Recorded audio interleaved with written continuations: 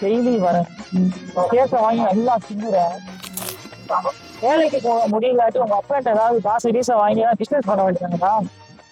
நல்லா தின்னுகிட்டே இருக்க. இதனால உனக்கு தீனி போட முடியலடா. நான் எங்க நான் வச்சிருக்கேன், அவ்வளவு வச்சிருக்கேனா? ஆல்ரெடி பிசினஸ் பண்ணேன், டோட்டல் லாஸ். என் அப்பா 10 லட்ச ரூபா கொடுத்து ஒரு கடையா தவணை விட்டுக்கான்னு சொல்லி கொடுத்தேன்.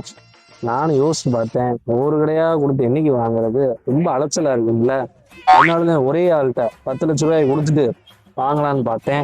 ஏண்டா இந்த கொரோனா போய் செக்கெல்லாம் வாங்கிட்டியா?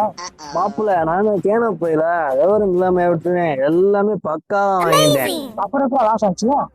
ஒரு வருஷமா வட்டியே வரல, ரொம்ப பணம் செலவாக்கிட்டேன். ஒரு நாள் பிடிச்சேன், அண்ணே என்னால முதல்ல தான் கொடுக்க முடியும்னா 2.5 லட்ச ரூபா கொடுக்குறேனே, எனக்கு தாவாசி செக்கில் கிழிச்சு கொடுங்கன்னு சொன்னேன். அது நேரம் எனக்கு ரொம்ப பிடிச்சி. நானும் 2 லட்ச ரூபா வாங்கிட்டு தாவாசியை கிழிச்சு கொடுத்தேன். கொடுக்க கொடுக்க கொஞ்சம் கொஞ்சமா கிழிச்சுக்குவோம். செக்கை கிழிச்சா செல்லாமையா போயிட போகுது. அட முட்டை போண்டா, செக்கை கிழிச்சா எப்படா செல்ல? அப்படியா மாப்பிள்ள, இது ஒரு விஷயம் சொல்லி எங்க பொண்ணுக்கு ஹார்ட் அட்டாக் வந்துருச்சு. அவரை போய் பொழைப்பாப்புலன்னு சொல்லி ஆஸ்பத்திரியில செத்தா வரவன்ட்ட போறான், இவன் எப்படி பொழைப்பான்னு சொல்லிட்டு இருக்காப்புல. அந்த அளவுக்கு சுத்தமா கூடே இல்லை மாப்பிள்ள. சொத்தை வித்து மறுபடியும் வட்டி பிசினஸ் பண்ணி ஜெயிச்சு காட்டுறேன் மாப்பிள்ள.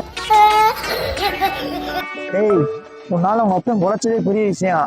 நீ 10 லட்ச ரூபா கொடுத்தேல, அதுக்கு என்ன காசு வாங்கினியா என்ன?